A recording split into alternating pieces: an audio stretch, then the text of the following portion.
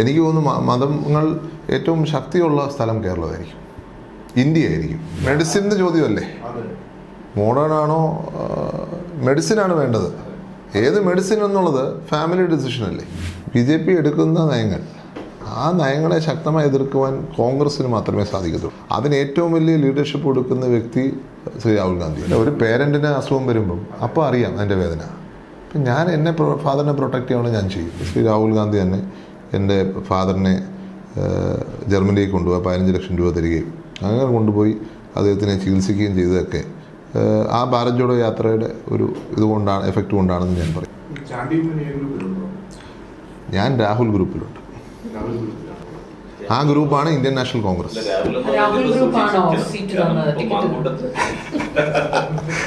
ഞങ്ങൾക്ക് Indian national കോൺഗ്രസിൻ്റെ group മാത്രമേ. എന്നെ സംബന്ധിച്ച് തുടക്കം മുതൽ കോൺഗ്രസ് പാർട്ടിയുടെ പ്രവർത്തനമായിരുന്നു ഞാൻ, അന്ന് തൊട്ട് ഇന്ന് വരെ.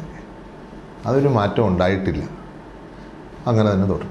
ഈ ഗ്രൂപ്പിസത്തെ ഇത്ര മോശമായി കാണേണ്ട ഒരു കാര്യമാണ് ചോദിക്കാൻ കാരണം. ഇപ്പൊ കെ കരുണാകരനാണെങ്കിലും ഉമ്മൻചാണ്ടി ആണെങ്കിലും ഗ്രൂപ്പ് കളിച്ചുകൊണ്ടിരിക്കുമ്പോൾ തന്നെ അത് പാർട്ടിക്ക് ഗുണകരമായി മാറ്റാൻ കഴിവുള്ള രണ്ടുപേരായിരുന്നു. ഗ്രൂപ്പ് കളിച്ചുകൊണ്ട് തന്നെ പാർട്ടി വളർത്തിയവരുമായിരുന്നു. അപ്പൊ നമ്മൾ ഈ ഗ്രൂപ്പിസത്തെ ഇന്ന് കോൺഗ്രസിൽ ഗ്രൂപ്പില്ല എന്നൊക്കെ പറയുമ്പോൾ ഈ ഗ്രൂപ്പിസം അത്ര മോശം ഒരു കാര്യമാണ്. ഞാൻ പറഞ്ഞത് എന്താ, ഇവിടെ ഇന്ത്യൻ നാഷണൽ കോൺഗ്രസിൻ്റെ മുന്നിൽ ഒറ്റ ലക്ഷ്യമുള്ളൂ. അതിൽ BJPയുടെ നാഷണൽ ഭരണം, ആ ഭരണത്തെ അവിടുന്ന് മാറ്റുക എന്നുള്ളത് പ്രഖ്യാപിത ലക്ഷ്യമാണ്, മറ്റൊന്നുമല്ല.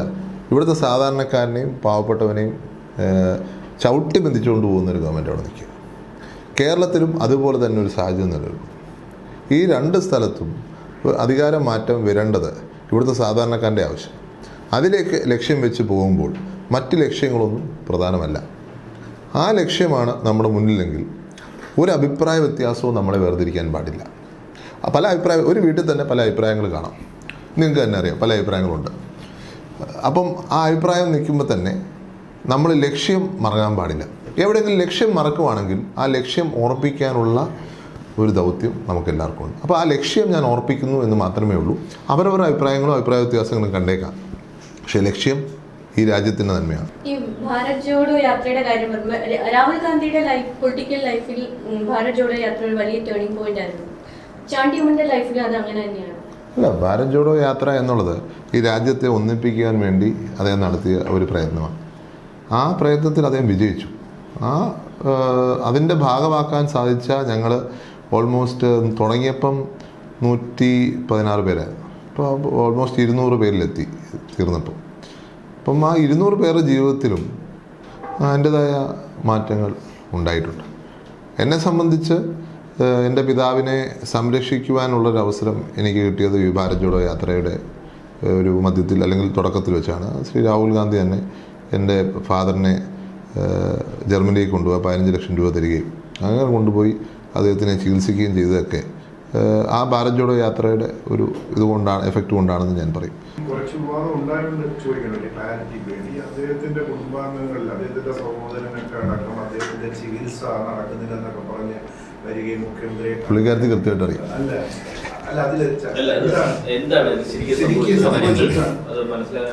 ഇത് ഒക്ടോബർ 5 തൊട്ട് എനിക്കെതിരെ അറ്റാക്ക് നടക്കുന്നുണ്ട്.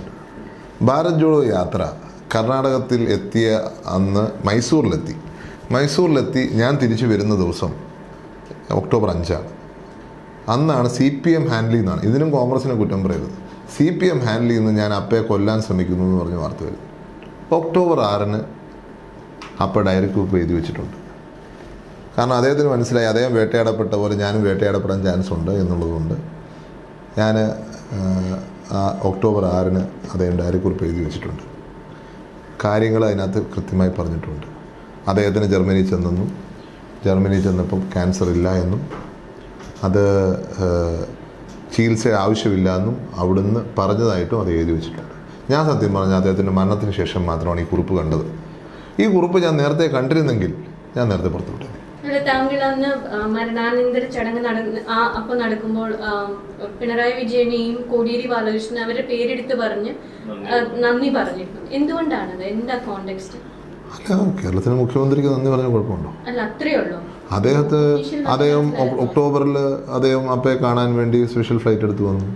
അങ്ങനെ അദ്ദേഹം വളരെയധികം താല്പര്യം അദ്ദേഹത്തിൻ്റെ ഹെൽത്തിൽ അന്ന് കാണിച്ചിരുന്നു. ഇടയ്ക്ക് എന്നെ വിളിച്ച് സംസാരിക്കുമായിരുന്നു. അദ്ദേഹം ആശുപത്രിയിൽ പോകുന്ന സാഹചര്യത്തിലും എന്നെ ഫോണിൽ വിളിച്ച് സംസാരിച്ചു. അങ്ങനെ 3 വട്ടം അദ്ദേഹം സംസാരിച്ചിട്ടുണ്ട്. പിന്നെ ഞാനും അതേപോലെ ഒരു പ്രാവശ്യം അദ്ദേഹത്തിൻ്റെ ഹെൽത്തിൻ്റെ കാര്യം പറയാൻ വേണ്ടി അങ്ങോട്ട് ചെന്ന് കണ്ടിട്ടുണ്ട്, ഫോണിൽ സംസാരിച്ചിട്ടുണ്ട്.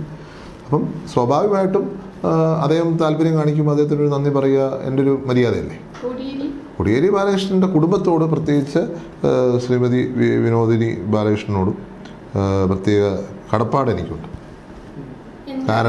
കാരണം അദ്ദേഹം ഈ പറഞ്ഞ ആരോപണങ്ങൾ വന്നല്ലോ, കൊല്ലാൻ ശ്രമിക്കുന്നു. 21 ഒക്ടോബർ 5 തുടങ്ങി ഒന്ന് കെട്ടടങ്ങി, പിന്നെ 21 വീണ്ടും വന്നു. ഇപ്പോൾ രാഹുൽജി പറഞ്ഞ് ജർമ്മനി കൊണ്ടുപോയിക്കോളൂ. അപ്പോൾ ഞാൻ ജർമ്മനി കൊണ്ടുപോകാൻ വേണ്ടി അദ്ദേഹം കാണാൻ വേണ്ടി ആലുവയിൽ വന്നപ്പം അദ്ദേഹത്തെ ആശുപത്രിയിലോട്ട് മാറ്റിയിരുന്നു. അപ്പോഴത്തേക്ക് ഒരു രാജഗിരി. അപ്പോൾ രാജഗിരി വെച്ച് അമ്മയെ വിളിച്ച് വിനോദിനി ആൻറ്റി പറഞ്ഞു, സാറിനോട് പറയണം ഈ ട്രീറ്റ്മെൻറ്റ് പോകരുത്, സാറ് ഏറ്റവും നല്ലത് ഈ ട്രീറ്റ്മെൻറ്റ് പോവാതെ നമ്മളിപ്പോൾ പോകുന്ന രീതിയിൽ പോകണം എന്നുള്ള ഒരു പിന്തുണ ഞങ്ങൾക്ക് തന്നു. ജർമ്മനി പോകാനല്ല, ഈ ട്രീറ്റ്മെൻറ്റ് എടുക്കാതെ. കാരണം അവരുടെ വ്യക്തിപരമായ അനുഭവമായിരിക്കാം. എല്ലാ ട്രീറ്റ്മെൻറ്റ് ആണോ? 22 ഒക്ടോബർ സമയത്താണ് പറയുന്നത്. അപ്പം ഞാൻ എന്നും കടപ്പെട്ടിരിക്കും. എന്തുതരം ചികിത്സയായിരുന്നു? അതിനെക്കുറിച്ച് പല ആക്ഷേപങ്ങളും ട്രോളുകളും ഒക്കെ ഉണ്ടായിരുന്നു. പച്ചരവെള്ളം കൊടുക്കുന്നു, അത് ചെയ്യുന്നു, ഇത് ചെയ്യുന്നു. എന്തായിരുന്നു ശരിക്കും? ഒരു പേരൻറ്റിന് അസുഖം വരുമ്പം അപ്പോൾ അറിയാം അതിൻ്റെ വേദന. അപ്പം ഞാൻ ഫാദറിനെ പ്രൊട്ടക്റ്റ് ചെയ്യണം, ഞാൻ ചെയ്യും. അദ്ദേഹത്തിൻ്റെ അസുഖത്തിൻ്റെ കാര്യത്തിൽ ഒരു കൺഫ്യൂഷൻ നിലനിന്നിരുന്നു. 15-നും 19-നും അദ്ദേഹം തന്നെ എഴുതി വെച്ചിട്ടുണ്ട്. അത് 15-നും 19-നും ഈ ട്രീറ്റ്മെൻ്റ് ഒന്നും ഇല്ലാതെ പിടിച്ചു നിന്നല്ലോ. അവസാനം അല്ല, ഞാൻ പറയുന്നത് ഒരു മോഡേൺ മെഡിസിൻ തന്നെ വേണം എന്നുള്ള ഒരു മെഡിസിൻ്റെ ചോദ്യമല്ലേ. മോഡേൺ ആണോ മെഡിസിനാണ് വേണ്ടത്? ഏത് മെഡിസിൻ എന്നുള്ളത് ഫാമിലി ഡിസിഷൻ അല്ലേ. അദ്ദേഹത്തിന്റെ താല്പര്യം അത് തന്നെയായിരുന്നു. അല്ല, ഇപ്പം അദ്ദേഹത്തിന്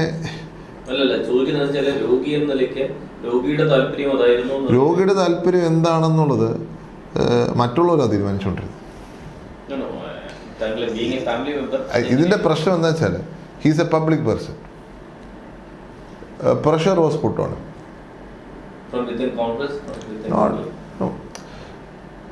ദിസ് റൂമേഴ്സ്. അപ്പം ചികിത്സ എടുക്കുന്നില്ല എന്ന് പറയുമ്പം ഇറ്റ്സ് എ ഡിഫറെന്റ് അറ്റ്മോസ്ഫിയർ ഇല്ലേ. മറ്റൊരു ചോദിച്ചോട്ടെ, മുഖ്യമന്ത്രിയുടെ കാര്യം പറഞ്ഞു. മുഖ്യമന്ത്രിയായിട്ട് എങ്ങനെ പേഴ്സണൽ റിലേഷൻ ഉണ്ട്? പിണറായി വിജയൻ എന്നുള്ള വ്യക്തിയുമായിട്ട് അങ്ങനൊരു പരിചയമുണ്ട് എന്നുള്ള. മറുവശത്ത് CPM-ൽ ആരാണ് ഏറ്റവും അടുത്ത സുഹൃത്തുക്കളുണ്ടോ? വളരെ കുറച്ച് പേരേ ഉള്ളൂ. അല്ല, ഞങ്ങൾ ഈ വരുന്ന എല്ലാവരോടും ചോദിക്കാറില്ല, സൗഹൃദത്തിലുള്ളവരാണ്. അതുകൊണ്ട് സ്വാഭാവികമായിട്ട് വീണമല്ലോ. നമ്മുടെ മിനിസ്റ്റർ കെ രാധാകൃഷ്ണൻ ആയിട്ട് അടുപ്പമുണ്ട്. അതുപോലെ തന്നെ സുരേഷ് കുറുപ്പ്.